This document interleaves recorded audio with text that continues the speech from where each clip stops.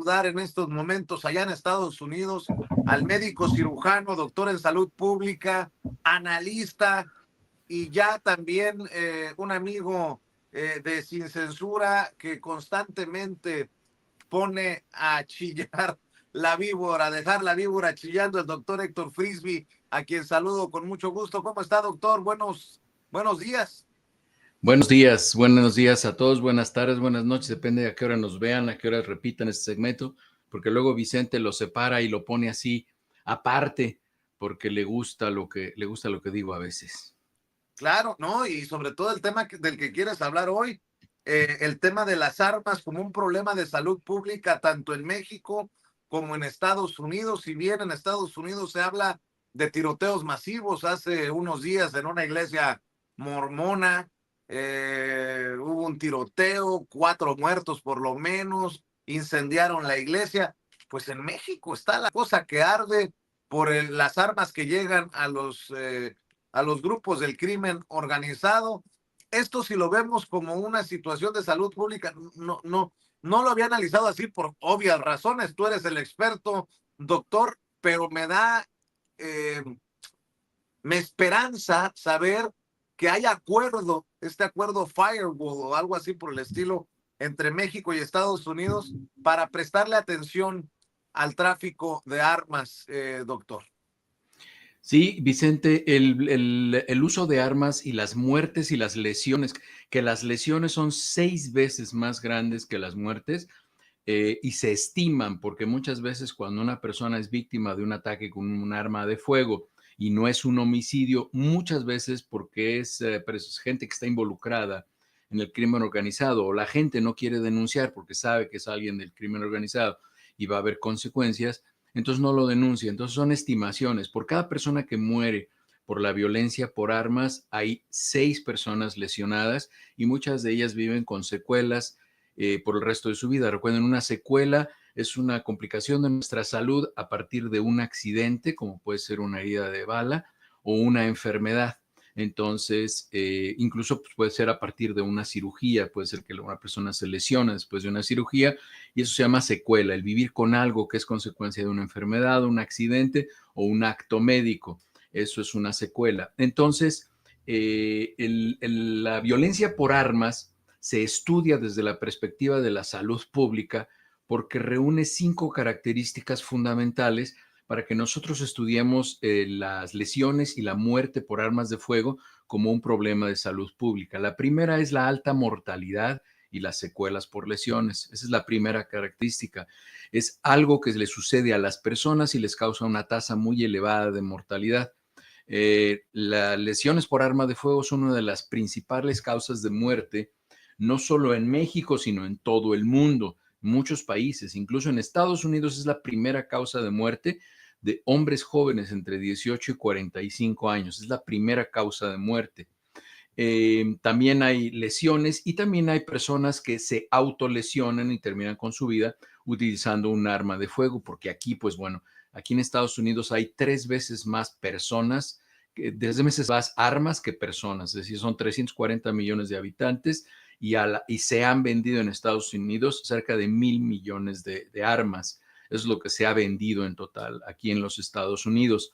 Las personas que sobreviven esto habitualmente tienen secuelas, tienen consecuencias en su salud física y también en la salud mental.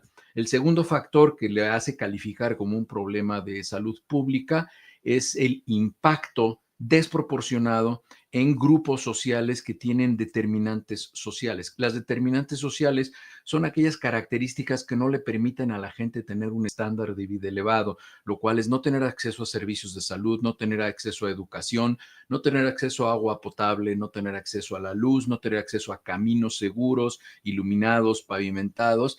Y las personas que viven con estas determinantes sociales son personas que se impactan mucho más por la violencia de armas de fuego que la población que no lo tiene.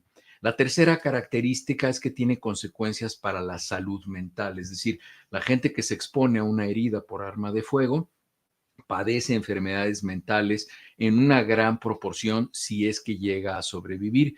Y además de tener el daño físico, tienen estas lesiones que causan trastornos de ansiedad, alteraciones del sueño, depresión, trastornos de estrés postraumático. Y esto, desafortunadamente, no es solamente la persona que fue expuesta al arma, sino toda su familia, todo su entorno social. La cuarta característica es que tiene costos de atención médica y costos económicos para la familia. Los costos de atención médica, su impacto en el presupuesto en salud en una nación. Son muy altos los gastos que se ejercen en México, por ejemplo, para atender personas por lesiones de armas, igual aquí en los Estados Unidos. Y eso tiene un impacto económico en las personas víctimas de las heridas por arma de fuego, porque hay pérdida de la productividad, hay discapacidad y hay muertes prematuras, porque muchas veces por las secuelas la gente muere mucho más joven. Y la quinta característica que cierra el círculo de por qué es un problema de salud pública es que, al igual que las enfermedades infecciosas o las lesiones por accidentes automovilísticos, la violencia por arma de fuego es prevenible. Y por ser prevenible, eso reúne incluso una característica para que sea parte de la salud por medicina preventiva. Y la mejor medicina que podemos practicar es la medicina preventiva. ¿Cuáles son las estrategias que podríamos tener en medicina preventiva para el ataque de armas? En países como los Estados Unidos, que se permite la compra de las armas por la segunda enmienda, tener un almacenamiento seguro en donde estén las armas bajo llave, incluso si las traen en el vehículo, las deben traer en la cajuela, bajo llave, en fin, hay ciertas características. Si aquí te detienen en Estados Unidos con un arma, si tienes permiso para portar el arma, lo que se llama el concealed carry permit, si tienes eso, no la puedes traer en la cintura. Claro, en estados como Texas sí, pero en la mayoría de la nación no, las debes de tener en un dispositivo que debe estar bajo llave adentro de tu coche. Se debe hasta la verificación de los antecedentes. En esa foto que está viendo en la pantalla, esa es una feria de armas. Hay ferias de armas aquí en los Estados Unidos donde se hacen evaluaciones de antecedentes criminales de las personas express, lo cual es una vacilada. Entonces, y les pueden entregar el arma ahí mismo. Y estamos hablando no solo de una pistola de mano, sino también pueden ser rifles como AK-47, AR-15 o todo este tipo de armas que están viendo en la pantalla. Hay que hacer lo que se está haciendo en México. Esto está definido en la salud pública internacional, aunque se está haciendo en México, y es la traducción de esto de abrazos no balazos, que dice la interrupción de la violencia basada en las necesidades de la comunidad. Cuando nosotros volteamos a ver a las comunidades que están siendo afectadas por la violencia y atendemos las necesidades, si no hay escuelas, se las ponemos, si no hay centros educativos, se los construimos, si no hay centros recreativos, se los construimos, si no hay policía que sea una policía que no esté coludida con el crimen, se la ponemos. Es decir, si nosotros atendemos todas estas, si nosotros abrazamos las necesidades de las personas y atendemos sus necesidades sociales, está demostrado que se disminuye el uso de las armas. Es esto que podría estar relacionado con lo que se dijo en México y se sigue diciendo de abrazos no balazos, que ya sabemos que la gente lo toma como que van a ir a abrazar a los delincuentes, pero no es a los delincuentes, es a las comunidades, ofrecerles a la gente oportunidades de desarrollo para que no se sientan atraídos por la violencia, por las armas. Y esto se llama abordar determinantes sociales. Vamos a hablar de esta gráfica que puso Ceci, ahorita vamos a hablar un poquito más adelante. La violencia por las armas no es solo un problema entonces de la justicia penal, sino también una crisis de salud pública que es prevenible. Es decir, nosotros tenemos que atender las causas, lo que muchas veces se ha repetido en México. Aquí en Estados Unidos las causas serían la desintegración familiar. Aquí los muchachos y las muchachas viven mucha soledad. Ahora que vimos estos últimos ataques que hemos visto, aunque el gobierno actual trata de etiquetar a un grupo, incluso a un grupo de una preferencia sexual o una conducta sexual en particular, es muy sencillo. Las estadísticas del FBI nos dicen que el 56 al 58% de los actos de violencia por armas de fuego lo hacen hombres blancos. Es un problema de hombres blancos. Si nosotros le quitáramos las armas a los hombres blancos, dejarían de suceder el 63% de los accidentes porque se hieren o porque atacan. Entonces, es una proporción muy alta lo que se podría definir. Después de ahí sigue la población negra en los Estados Unidos y después siguen los latinos con un 5 o 6% de las lesiones. La población trans, que es a quienes han estado tratando de etiquetar como una población que causa muchas muertes por armas de fuego, es el 0.3 de los casos. Es mucho menos de medio punto porcentual de los casos de la violencia por armas, lo cual sirve como discurso para cadenas de televisión de radicales de derecha, pero no está apegado a la realidad. En los centros de control para las enfermedades aquí en los Estados Unidos, que son los que miden la violencia por armas, en el 2023, que son las estadísticas más recientes que hay, porque también es eso, aquí en Estados Unidos, que se caracterizan por tener las estadísticas muy actualizadas, ahorita ya deberían tener las de 2024, no, bloquean la información para que no se tenga, pero tenemos las de 2023 y en el 2023 sucedieron 46,730 muertes por arma de fuego. Esto significa 127 muertos diarios por arma de fuego en los Estados Unidos.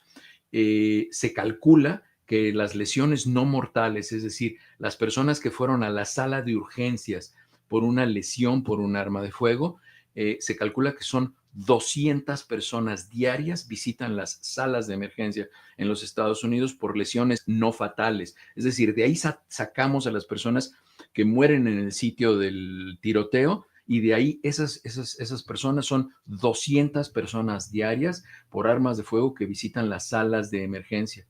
Se estima que este número asciende a 161,000 personas al año. Entonces, son el número de lesiones no fatales por armas de fuego. También se calcula que en México, ahora vamos a pasar a México, las estadísticas, ya saben que en México más o menos las estadísticas no son exactamente lo más actualizado, pero tenemos estadísticas de hasta el año 2022. En México sucedió un fenómeno y ahora sí podemos ver la gráfica, Ceci. Vamos a ver la gráfica con cuidado.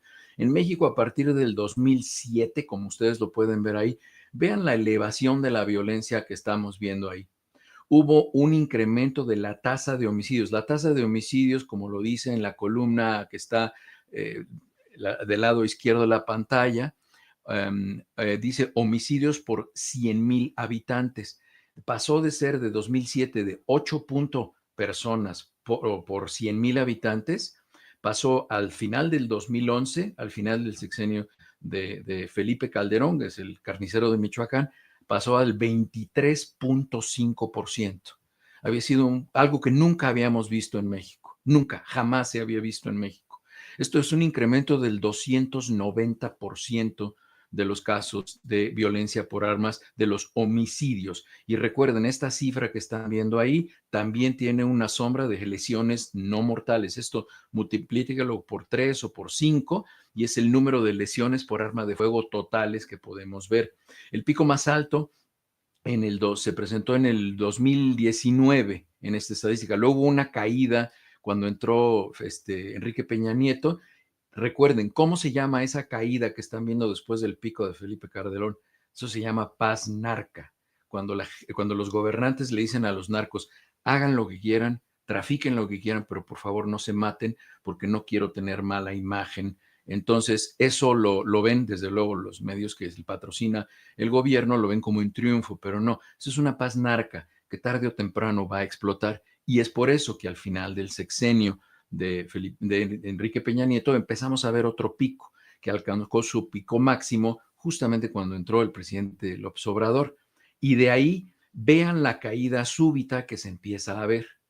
Ahorita, si ustedes se fijan en el punto en donde estamos ahorita, es casi el punto máximo al que se llegó en el gobierno de Felipe Calderón. Ahorita ya llegamos al punto máximo del gobierno de Felipe Calderón. Ya logramos borrar esa inclinación, esa elevación de tendencia por homicidios que se logró después de Felipe Calderón. Y si sigue esa pendiente que están viendo ahí, porque en el problema de salud pública nosotros vemos las tendencias. ¿Se acuerdan las curvas que veíamos de COVID, cómo iban aumentando los casos cuando iban para arriba? Bueno, eso es lo que tenemos que ver en esta misma curva. ¿Cómo va la tendencia de los homicidios en México? Es una tendencia que fue a la alza exceptuando por la paz narca que hubo del 2012 al 2015, durante 3 años del gobierno de Enrique Peña Nieto, y después otra vez se acrecentó la violencia relacionada con los homicidios. Eso es lo que ha sucedido en México. Las causas en México son diferentes. En México las causas son la alta demanda de drogas de los Estados Unidos, la gran cantidad de gente que consume drogas, y la segunda es el tráfico de armas. Si en México, el otro día platicaba con unas personas de salud pública, me preguntaban por qué en México había tanta violencia, y yo les dije, lo que pasa es que ahorita México es el país que los Estados Unidos está utilizando para producir o traficar sus drogas. México ha usado, Estados Unidos ha usado a Tailandia, a Vietnam, a Colombia, a Afganistán, ha utilizado países para producir la droga que consume su pueblo, su gente aquí en los Estados Unidos, y luego satanizan a ese país, lo invaden o algo le hacen y cambian a otro país. Ahorita México está siendo ese país porque fue permitido a través de los gobiernos anteriores. Entonces, ahora lo que tiene que suceder en México, y para que se resuelva esas tasas de crimen y de violencia por armas, se necesitan solamente 2 cosas. Yo les decía aquí en una conferencia en los Estados Unidos, 2 cosas se necesitan en México. Es muy fácil, porque me decían, es que va a ser muy complejo. Sería facilísimo, se podría resolver pasado mañana. ¿Qué tendrían que hacer? 1, que dejaran de ser drogadictos en los Estados Unidos, o dejaran de utilizar drogas de México y que se las empezaran a producir aquí, porque bien que saben la cantidad de drogadictos que tienen.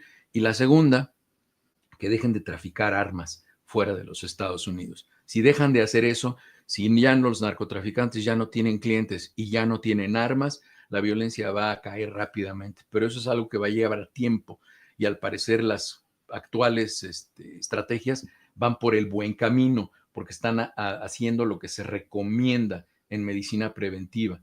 El impacto en la vida productiva en México exactamente es igual que en Estados Unidos, y esto se mide en algo que se llama GBD por sus siglas en inglés, que es la carga global de enfermedad. Y específicamente hay un indicador que se llama DALY, D-A-L-Y, que son los años de vida ajustados por discapacidad, es decir, cuánto una persona deja de vivir por una discapacidad que tiene secundaria por una lesión de arma de fuego.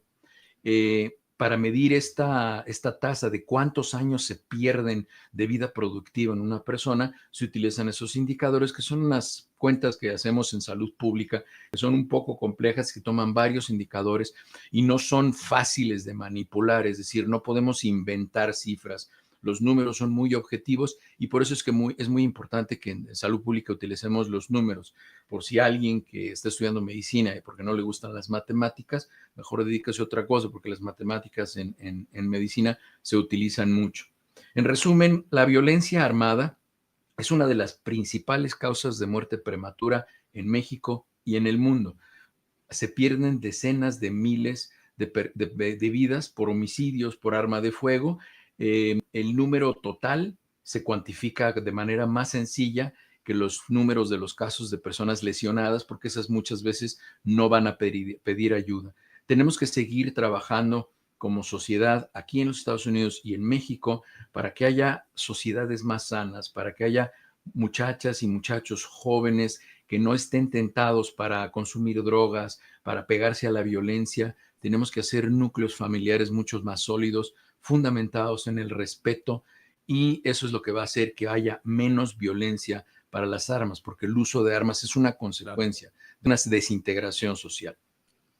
Pues qué interesante siempre escucharte, doctor Frisby. Cerremos invitando a la audiencia a que esté al pendiente de tus redes sociales, de lo que compartes precisamente, doctor.